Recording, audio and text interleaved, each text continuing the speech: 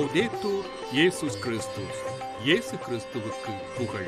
தமிழ் கூறும் நல்லுலகில் வாழும் அனைத்து அன்புள்ளங்களுக்கும் வத்திக்கான் வானொலியின் வணக்கம்.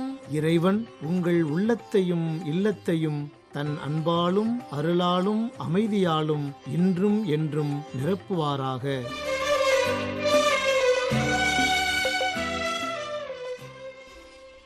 அன்பு நேயர்களே, வத்திக்கான் வானொலி இன்று உங்களுக்கு வழங்கவிருப்பவை தடம் தந்த தகைமை, வாரம் ஓர் அலசல் மற்றும் செய்திகள்.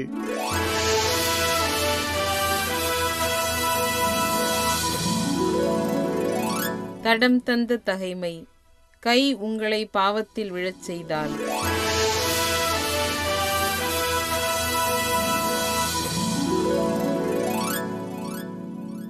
உங்கள் கை உங்களை பாவத்தில் விழச் செய்தால் அதை வெட்டி விடுங்கள். நீங்கள் இருக்கை உடையவராய் அணையாத நெருப்புள்ள நரகத்துக்குள் தள்ளப்படுவதை விட கை ஊனமுற்றவராய் நிலை வாழ்வில் புகுவது உங்களுக்கு நல்லது என்கிறார் இயேசு. கடவுள் நமக்கு உயிரையும் உடலையும் உணர்வையும் கொடையாகவே தந்துள்ளார். உயிரை இறுதியில் அவரிடமே சேர்க்கவும், உடலை மதித்து உறுதியூட்டவும், உணர்வை கண்ணியமாய் நெறிப்படுத்தவும் நமக்கு கடமை உண்டு. அதோடு உடலின் உறுப்புகள் ஒவ்வொன்றையும் பொறுப்புடன் கையாளும் உரிமையும் உண்டு. இவற்றை விடுத்து உறுப்புகள் ஒவ்வொன்றையும் விருப்பத்திற்கேற்ப செயல்பட விடுதல் நம் பொறுப்பற்றத்தனத்தின் பேதமை. கடவுள் நமக்கு கைகளை தந்திருப்பது கையறு நிலையில் வாடுவோருக்கு கைமாறு கருதாமல் கொடுத்து உதவிடவே. அக்கைகளால் அடுத்தவரை தாக்குவதும் அநாகரிக செயல்களை செய்வதும் அடுத்தவர்க்குரியதை அபகரிப்பதும் அநியாயமானவை. அவை ஆண்டவர் பார்வைக்கு அருவருப்பானவை, தண்டனைக்குரியவை. கடவுளை தொழும் நம் கைகளை விட கடைநிலையினரை தொட்டு தூக்கும் கைகளை பார்த்தே கடவுள் களி கூறுவார். நம் கைகள் நீள்க, நன்மை செய்ய மட்டும். இறைவா, வெறுமையான கைகளோடு வந்த நான் வெறுமையான கைகளோடுதான் திரும்புவேன்.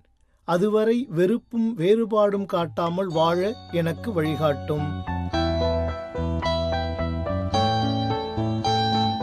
வாரம் ஓர் அலசல். ஆகஸ்ட் 6 ஹிரோஷிமா தினம். அமைதியின் தெய்வமே இறைவா, எம் இதயத் தலைவனே, அருள்வாய் அருள்வாய், யாம் ஏங்கித் தேடுகின்ற அமைதி, அமைதி அமைதி, எங்கும் என்றும். அன்பர்களே, நம் வாழ்வு இயல்பாகவே அன்பும் அமைதியும் நிரம்பியதாக இருக்க வேண்டுமென்றே மனிதர்களாகிய நாம் எப்போதும் எதிர்பார்க்கின்றோம். ஆனால் நம் வாழ்க்கையில் அடிக்கடி சண்டை, தகராறு, பகை மற்றும் போர் தவிர்க்க முடியாத ஒன்றாகவே உள்ளது. நமக்குள் நாம் ஒருவரை ஒருவர் புரிந்து கொள்ளாமல் இருப்பதே இதற்கு ஒரு காரணம். அமைதியாக இருப்பவர்கள் எல்லோரும் விவரம் தெரியாதவர்கள் இல்லை, எதற்கும் பயந்தவர்களும் அல்ல, அனுசரிக்க தெரிந்தவர்கள் என்பதை புரிந்து கொண்டு செயல்படுகிறோமா? தனக்கு தெரிந்தவற்றை மட்டும் மனிதன் பேசுவானாகில் முழு அமைதி நிலவும் என்றார் பெர்னாட் ஷா. எப்போது பேச வேண்டும், எப்போது அமைதியாக இருக்க வேண்டும் என்பதை மனிதன் இன்னும் கற்றுக்கொள்ளவில்லை. பிறரை மதிக்காமல், பிறர் குரலுக்கு செவி கொடுக்காமல் தன்னலத்துடன் செயல்படும் போதுதான் முரண்பாடுகளும் மோதலும் போரும் ஏற்படுகின்றன. வரலாற்று புத்தகங்களை திறந்து பார்த்தால் போரின் இரத்தக்கரை படியாத எந்த நாடும் இதுவரை இருந்ததில்லை. மனித உயிர்கள் சிதைக்கப்பட்டு மனிதநேயத்தின் அடையாளங்கள் அழிக்கப்பட்ட போரில் வெற்றி என்னும் வார்த்தை கூட தோல்வியே என்பார் மகாகவி. உலக வரலாற்றில் யாரும் மறக்க முடியாத, ஏற்றுக்கொள்ள முடியாத உலகின் முதல் அணுகுண்டு தாக்குதல் நடத்தப்பட்ட நாள் ஆகஸ்ட் 6. ஒவ்வொரு ஆண்டும் ஆகஸ்ட் மாதம் 6ஆம் தேதி ஹிரோஷிமா தினம் நினைவு கூறப்படுகின்றது. 2ஆம் உலகப் போரில் அமெரிக்காவின் இந்த அணுகுண்டு தாக்குதலே உலக வரலாற்றில் அதிகமான உயிர் சேதங்களை ஏற்படுத்திய மற்றும் உலகிற்கு அதிகமான படிப்பினைகளை கற்றுத்தந்த தாக்குதலாகும். 1939ஆம் ஆண்டு தொடங்கிய 2ஆம் உலகப் போர் 1945ஆம் ஆண்டு முடிவை நோக்கி நகர்ந்து கொண்டிருந்த நேரம் அது. ஆனால் இடைப்பட்ட இந்த 6 ஆண்டு காலமும் அச்சு நாடுகள் அணியில் இடம்பெற்றிருந்த ஜெர்மனி, இத்தாலி, ஜப்பான் ஆகிய நாடுகளுக்கும், நட்பு நாடுகள் அணியில் இடம்பெற்றிருந்த பிரிட்டன், பிரான்ஸ், போலந்து ஆகிய நாடுகளுக்கும் கடுமையான போர் நடைபெற்றது. இதில் சோவியத் யூனியனும் ஜெர்மனிக்கு எதிராக நட்பு நாடுகளுடன் இணைந்து போரிட்டது. இந்த கடும் போரில் லட்சக்கணக்கான உயிர்கள் மடிந்து கொண்டிருந்த வேளையில் 1945ஆம் ஆண்டு மே மாதம் ஹிட்லரின் ஜெர்மனி நாஜி படை பிரிட்டனிடம் சரணடைந்ததை அடுத்து பெரும்பாலான பகுதிகளில் போர் முடிந்திருந்தது. ஆனால் ஆசியாவில் போர் நீண்டு கொண்டிருந்தது. காரணம் அச்சு நாடுகள் அணியில் இருந்த ஜப்பான். 1941ஆம் ஆண்டு டிசம்பர் 11 வரை அமெரிக்கா மறைமுகமாக பிரிட்டனுக்கு உதவி புரிந்து வந்தது. இதனால் அமெரிக்காவுக்கு பாடம் புகட்ட நினைத்த ஜப்பான் அமெரிக்க போர்க்கப்பல்கள் அணிவகுத்து நிறுத்தப்பட்டிருக்கும் பேர்ல் துறைமுகத்தை சிதைத்துவிட்டால் அமெரிக்காவை ஒடுக்கிவிடலாமென நினைத்து ஜப்பானிய போர் விமானங்கள் குண்டுமழை பொழிய 2000க்கு மேற்பட்ட அமெரிக்க வீரர்கள் உயிரிழந்தனர். இதன் பின்தான் அமெரிக்கா நேரிடையாக போரிட துணிந்தது. அதனால் ஜப்பான் மீது அணுகுண்டு வீசி போரை முடிவுக்கு கொண்டு வர முடிவெடுத்தது. மேலும் இச்சூழலில் அமெரிக்கா தனது இராணுவ பலத்தை அதிகரித்து உலக நாடுகளை அச்சுறுத்த தனது வேலைகளை இரகசியமாக செய்து கொண்டிருந்தது. தனது வல்லரசு இலக்கை எட்ட அமெரிக்கா தேர்ந்தெடுத்த பாதைதான் உலகில் அதுவரை நடந்திடாத மிகவும் மோசமான பாதிப்புகளை ஏற்படுத்தும் அணுகுண்டு தாக்குதல். உலக வரலாற்றில் யானை, குதிரை, அம்பு, வாள், துப்பாக்கி, வெடிகுண்டுகள், போர் விமானங்கள் என்று போரிட்டு கொண்டிருந்த மனிதகுலத்திற்கு போரின் முழு வடிவிலான கோரமுகத்தை காட்டியது முதல் அணுகுண்டு தாக்குதல் என்றால் அது மிகையாகாது. வெளியே காட்டிய கோபம் மன்னிப்புக்கு வழி தேடும், உள்ளே அடக்கிய கோபம் பழிக்கு வழி தேடும் என்பது போல் அமெரிக்கா பொறுத்திருந்து பழி தீர்த்தது. உலகில் முதலில் சூரியன் உதிக்கும் நாடான ஜப்பான் நாட்டில் 1945ஆம் ஆண்டு ஆகஸ்ட் 6ஆம் தேதி அன்றும் அவ்வாறே வழக்கம் போல் சூரியன் உதித்தது. ஆனால் ஹிரோஷிமாவின் மக்கள் கனவிலும் நினைத்திருக்க மாட்டார்கள் அந்த நாளே அம்மக்களின் வாழ்வை தலைமுறை தோறும் துயரத்தில் ஆழ்த்தப் போகும் பாழ்மிகுந்த நாள் என்று.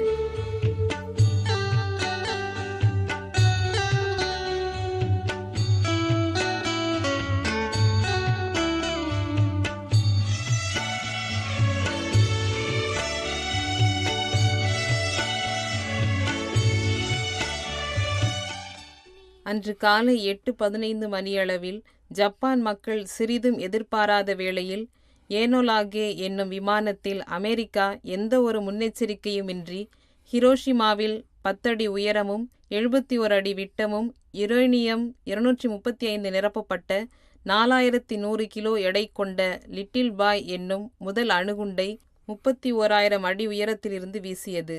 குண்டு விழுந்த வினாடியில் 500 மீட்டர் சுற்றளவில் இருந்த மக்கள் அனைவரும் கனப்பொழுதில் புகையோடு காணாமல் போனார்கள். யுரேனியம் 235 குண்டு தரையில் விழுந்த 45 வினாடிக்குள் ஏறக்குறைய 5 மைல் சுற்றளவிற்கு ஹிரோஷிமா நகரின் 60 விழுக்காடு பகுதிகளை கண்மூடி திறப்பதற்குள் தரைமட்டமாக்கியது.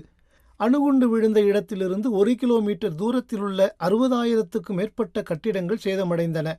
மேலும் அணுகுண்டு வெடித்த இடத்தில் 5000 ஃபாரன்ஹீட் வெப்பநிலை இருந்ததால் 1,40,000 பேர் உடனடியாக உடல் கருகி உயிரிழந்தனர்.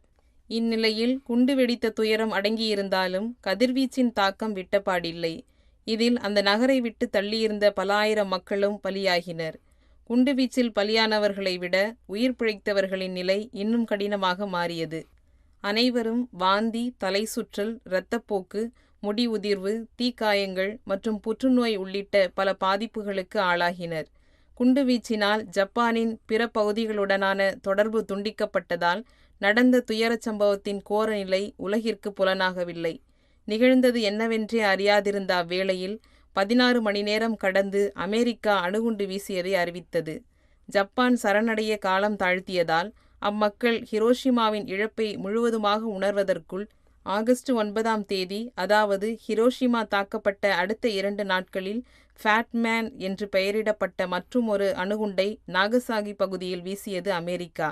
அன்றைய தினம் மட்டும் நாகசாகியில் 40,000 பேர் உயிரிழந்தனர். மேலும் அடுத்தடுத்து வீசப்பட்ட அணுகுண்டுகளால் ஹிரோஷிமாவில் 13 சதுர கிலோமீட்டர் பரப்பும், நாகசாகியில் 6.7 சதுர கிலோமீட்டர் பரப்பளவும் முற்றிலும் நாசமானது. கல்லறைகள் எழுதப்படாத சுடுகாடாக ஹிரோஷிமா, நாகசாகி ஆகிய 2 இடங்களும் காணப்பட்டதாக ஜப்பான் தனது அறிக்கையில் சுட்டிக்காட்டியது. இந்த அணுகுண்டு வீச்சினால் ஏற்பட்ட கதிர்வீச்சினால் இன்றும் ஜப்பானில் குழந்தைகள் மாற்றுத்திறனாளிகளாகவே பிறக்கின்றனர் என்றும் ஆய்வுகள் தெரிவிக்கின்றன. இந்த அணுகுண்டின் பயங்கரத்தை உலகிற்கு நினைவூட்டும் பொருட்டே ஆண்டுதோறும் ஆகஸ்ட் 6ஆம் தேதி ஹிரோஷிமா தினம் நினைவு கூறப்படுகின்றது. இயற்கை பேரிடராக இருந்தாலும் சரி, மனிதரின் செயற்கை பேரிடராக இருந்தாலும் சரி, மீண்டெழுதல் என்ற சொல்லுக்கு பெயர் போன ஜப்பானில் இன்று அதே ஹிரோஷிமா மற்றும் நாகசாகி இரண்டும் வளர்ந்த நகரங்களில் ஒன்றாக உருவெடுத்திருக்கிறது. மேலும் அணுகுண்டு தாக்குதலில் உயிரிழந்தவர்களின் நினைவாக நினைவுச் சின்னங்கள் மற்றும் அருங்காட்சியகங்கள் அங்கு அமைக்கப்பட்டிருக்கின்றன. ஒவ்வொரு ஆண்டும் ஆகஸ்ட் 6ஆம் தேதி ஜப்பான் நாட்டில் பொது விடுமுறை தினமாக அறிவிக்கப்பட்டுள்ளது. இத்தினத்தின் நோக்கம் போருக்கு எதிராக அமைதி நோக்கிய அரசியலை கொண்டு செல்ல வேண்டும் என்பதே ஆகும். இதன் ஒரு அங்கமாகத்தான் 1945ஆம் ஆண்டு உலகத்தில் அமைதியை ஏற்படுத்தும் விதமாக ஐக்கிய நாடுகள் சபை உருவானது. இன்று பல்வேறு நாடுகள் தமது பாதுகாப்பு கருதி அணு ஆயுதங்களை உற்பத்தி செய்வதாக கூறுகின்றன. அன்பார்ந்தவர்களே, ஹிரோஷிமா மற்றும் நாகசாகியின் அழிவு என்பது வெறும் வரலாறு அல்ல, அது ஓர் எச்சரிக்கை. அறிவியல் வளர்ச்சி மனித நன்மைக்காக இருக்க வேண்டுமே தவிர அழிவுக்காக அல்ல. அன்று ஓர் அணுகுண்டு ஜப்பானை அடிபணிய செய்து ஹிரோஷிமா நாகசாகி நகரங்களை வேண்டுமானால் அழித்து 2ஆம் உலகப் போரை நிறைவுக்கு கொண்டு வந்திருக்கலாம். ஆனால் அதன் பின்னணியில் அழிந்து போனது ஒரு தலைமுறையின் கனவுகள், எதிர்காலம் மற்றும் நம்பிக்கைகள். நம் எதிர்காலத்தை நோக்கி போவதற்கு நடந்தேறிய நிகழ்வுகளை மறக்காமல் அமைதி மற்றும் மனிதநேயம் என்பவற்றை நமதாக்க வேண்டும். போர் என்பது பல நேரங்களில் நீதிக்கான நெறி என நினைத்தாலும் உண்மையில் போர் என்பது ஓர் அகந்தையின் விளையாட்டு மற்றும் அறிஞர் அரிஸ்டாட்டில் கூறுவது போல போர் என்பது மூடர்களின் அரசியலாகும். ஏனெனில் பசிக்கும் வறுமைக்கும் தங்களை ஆளாக்கும் போரை மக்கள் ஒருபோதும் விரும்புவதில்லை. மனிதநேயம், ஒற்றுமை, அமைதி, சகிப்புத்தன்மை ஆகியவை வளர்ந்தால்தான் உலகம் நன்மை பெறும். சண்டை தவிர்த்த வாழ்வுதான் உண்மையான மனிதநேய வாழ்வு என்பதை நாம் உணர்ந்து அமைதிக்கான உரையாடலுக்கு வழிவகுக்க வேண்டும். போரின் முடிவில் யாரும் யாரையும் வெல்ல முடியாது என்ற புரிதலுடன் மன்னிப்பும் அன்பும் இரக்கமும் கொண்ட போர்ச்சூழலற்ற அமைதியான உலகம் உருவாக வேண்டுமென நாம் அனைவரும் இறைவனிடம் வேண்டுவோம். தவறுகளை அனுபவங்களாக கண்டு தோல்விகளை வெற்றியின் துவக்கமாக கொண்டு முன்னோக்கி நடைபோடுவோம். நாம் வாழும் காலம் நிகழ்காலம் மட்டுமே. நேற்று என்பது முடிந்துவிட்டது, நாளை என்பது இன்னும் வரவில்லை. எனவே நிகழ்காலத்தில் முழு கவனத்துடன் வாழ்வதே சிறந்தது. வாழ்க்கையில் தவறுகள் செய்வது இயல்பு, தோல்விகள் வருவதும் வழக்கம். ஆனால் தோல்வியைக் கண்டு துவண்டு விடாமல் தவறுகளில் இருந்து பாடம் கற்றுக்கொள்ள வேண்டும். நமக்குள் இருக்கும் பலத்தை உணர்வோம். அமைதிக்காக ஒன்றிணைந்து உழைப்போம். இனியொரு ஹிரோஷிமா நாகசாகி ஒருபோதும் வேண்டாம் என இந்நாளில் ஒன்றிணைந்து சபதமெடுப்போம். உறவை பேணிய உரிமைகள் காத்தாய் அமைதி, உயிரை மதித்தால் உண்மையில் நிலைத்தால் அமைதி, உறவை பேணிய உரிமைகள் காத்தாய் அமைதி, உயிரை மதித்தால் உண்மையில் நிலைத்தால் அமைதி, ஓங்கும் வன்முறை ஒழித்திடுவோம், வீங்கும் ஆயுதம் களைந்திடுவோம், ஓங்கும் வன்முறை ஒழித்திடுவோம், வீங்கும் ஆயுதம் களைந்திடுவோம். அமைதி, எங்கும் என்றும் அமைதி. ஆகஸ்ட் 6 ஹிரோஷிமா தினம் என்ற தலைப்பில் இன்றைய நாள் வாரம்போர் அலசல் நிகழ்வை உங்களுக்கு வழங்கியது வத்திக்கான் வானொலி.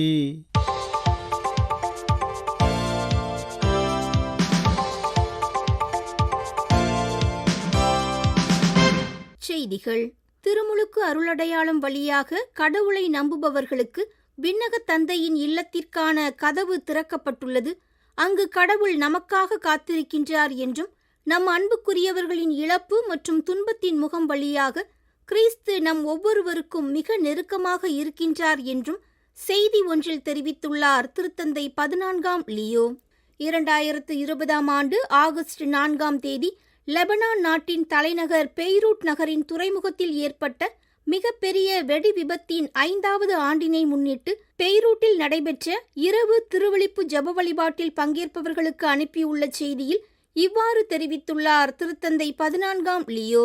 2020 ஆண்டு ஏற்பட்ட தீ விபத்தில் ஏறக்குறைய 6500 பேர் காயமடைந்தும் 207 பேர் உயிரிழந்தும் இருந்த நிலையில் இறந்தவர்கள் மற்றும் பாதிக்கப்பட்டவர்கள் அனைவருக்காகவும் ஜெபித்து தனது ஆன்மீக உடனிருப்பை வழங்குவதாக எடுத்துரைத்தார் திருத்தந்தை. உயிர்த்தெழுந்த கிறிஸ்துவுடனான சந்திப்பு நமது இருப்பை மாற்றுகின்றது, நமது விருப்பங்கள், ஆசைகள் மற்றும் எண்ணங்களை ஒளிரச் செய்கின்றது என்றும், இளைஞர்கள் எங்கிருந்தாலும் பெரிய காரியங்களை, நிறைவானவற்றை, தூய்மையானவற்றை மட்டும் விரும்புபவர்களாக இருக்க வேண்டும் என்றும் வலியுறுத்தினார் திருத்தந்தை 14ஆம் லியோ. ஆகஸ்ட் 3 ஞாயிறன்று ரோமின் தோர் வெர்காத்தா எனும் பகுதியில் நடைபெற்ற இளையோர் யூபிலிக்கான திருப்பலிக்கு தலைமையேற்று மறையுரையாற்றிய போது இவ்வாறு கூறிய திருத்தந்தை 14ஆம் லியோ அவர்கள் உயிர்த்த இயேசு கிறிஸ்துவை சந்தித்த எம்மாவு சீடர்கள் பற்றிய கருத்துக்களை அவர்களுடன் பகிர்ந்து கொண்டார். எல்லாவற்றையும் சாதாரணமாகவும் நிலையானதாகவும் எடுத்துக்கொள்ளும் வாழ்க்கைக்காக அல்ல, மாறாக அன்பில் தொடர்ந்து மீண்டும் உருவாக்கப்படும் ஓர் இருப்புக்காக நாம் படைக்கப்பட்டுள்ளோம் என்றும், சிறு குழந்தையைப் போல கண்களை உயர்த்தி நமக்காக காத்து கொண்டிருக்கும் கடவுளை பார்க்க முயல்வோம் என்றும் எடுத்துரைத்தார் திருத்தந்தை. நமது இதயங்களை அகலமாக திறந்து அவரை நமது இதயத்திற்குள் நுழைய அனுமதித்து முடிவில்லா விண்ணக வாழ்வின் இடங்களை பார்ப்பது மிக அழகானது என்று கூறிய திருத்தந்தை அவர்கள் நமக்காக காத்திருந்து நமது ஆன்மாவின் ஜன்னலை தட்டுகின்ற கடவுள் முன் நம்மை ஒப்படைப்போம் என்றும் கூறினார். மாறுபட்ட வித்தியாசமான ஓர் உலகம் சாத்தியமானது என்பதற்கு அடையாளமாக இளைஞர்கள் இருக்கின்றார்கள் என்றும், அந்த உலகமானது மோதல்கள் மற்றும் ஆயுதங்களால் அல்ல, மாறாக உரையாடல்களால் தீர்க்கப்படுகின்றது, உடன் பிறந்த உணர்வு, நட்புறவு கொண்ட உலகமாக இருக்கின்றது என்றும் கூறினார் திருத்தந்தை 14ஆம் லியோ. ஆகஸ்ட் 3 ஞாயிறன்று தோர் வெர்காத்தா பகுதியில் நடைபெற்ற இளைஞர்களுக்கான யூபிலி நாள் திருப்பலியின் நிறைவில் வழங்கிய மூவேளை ஜப உரையில் இவ்வாறு தெரிவித்த திருத்தந்தை 14ஆம் லியோ அவர்கள் திருநற்கருணை வழிபாட்டின் வழியாக கிறிஸ்து நம் மத்தியிலும் நமக்குள்ளும் இருக்கின்றார் என்றும் எடுத்துரைத்தார். இளைஞர்களுக்கான யூபிலி நாள் கொண்டாட்டம் முழுவதும் நம்மோடு இருந்து நம்மை வழிநடத்திய இறைவனுக்கு நன்றி தெரிவிப்போம் என்று கூறிய திருத்தந்தை அவர்கள் இந்நிகழ்வானது திரு அவைக்கும் உலகம் முழுமைக்கும் அருள் கொடையாக இருக்கின்றது என்றும் எடுத்துரைத்தார். இளைஞர் யூபிலியில் பங்கேற்ற அனைவருக்கும் நன்றி தெரிவித்த திருத்தந்தை அவர்கள் இந்நாட்களில் விண்ணகம் சேர்ந்த ஸ்பெயின் மற்றும் எகிப்தை சார்ந்த இளைஞர்களான மரியா மற்றும் பாஸ்கல் இருவரையும் நினைவு கூர்ந்து அவர்களின் ஆன்ம இளைப்பாற்றிக்காக இறைவனிடம் அவர்களை ஒப்படைத்து ஜெபிப்பதாக கூறினார். கிறிஸ்துவில் ஒருவரை ஒருவர் அன்பு செய்யுங்கள், மற்றவர்களில் இயேசுவை எப்படி காண்பது என்பதை அறிந்து கொள்ளுங்கள். நட்பு உண்மையிலேயே உலகை மாற்றும், நட்பு என்பது அமைதிக்கான பாதை என்று கூறினார் திருத்தந்தை 14ஆம் லியோ. ஆகஸ்ட் 2 சனிக்கிழமை இரவு ரோமில் உள்ள தோர் வெர்காத்தா எனும் பகுதியில் நடைபெற்ற இளைஞர்களுக்கான யூபிலி முன் தயாரிப்பு ஜப வழிபாடு மற்றும் கலை நிகழ்ச்சிகளில் பங்கேற்று இளைஞர்கள் மூவர் தொடுத்த கேள்விகளுக்கு பதிலளிக்கையில் இவ்வாறு தெரிவித்தார் திருத்தந்தை 14ஆம் லியோ. நட்புறவு, தேர்ந்தெடுப்பதில் துணிவு, நன்மைக்கான மறு அழைப்பு எனும் தலைப்புகளில் தொடுத்த கேள்விகளுக்கு பதிலளித்தார் திருத்தந்தை. நம்பிக்கையின் அடித்தளமான கிறிஸ்துவுடனான நட்பு என்பது எதிர்காலத்தை கட்டி எழுப்புவதில் நமக்கு கிடைக்கும் பல உதவிகளில் ஒன்றல்ல, அது நமக்கு வழிகாட்டும் நட்சத்திரம். உண்மைக்காக போராடாமல் வாழ்வது என்பது வாழ்வல்ல, மாறாக வெறுமனே இருப்பதுதான் என்று கூறிய திருத்தந்தை அவர்கள் நமது நட்புறவுகள் இயேசுவுடனான தீவிர பிணைப்பை பிரதிபலிக்கும் போது அவை உறுதியாக, நேர்மையானவையாக, தாராளமானவையாக, உண்மையாக மாறும் என்றும் எடுத்துரைத்தார். நேயர்களே, இத்துடன் வத்திக்கான் வானொலியின் தமிழ் ஒலிபரப்பு நிறைவு பெறுகின்றது. தொடர்வது அதன் மலையாள நிகழ்ச்சிகள். உங்களது செவிமடுத்தலுக்கு நன்றி. வணக்கம்.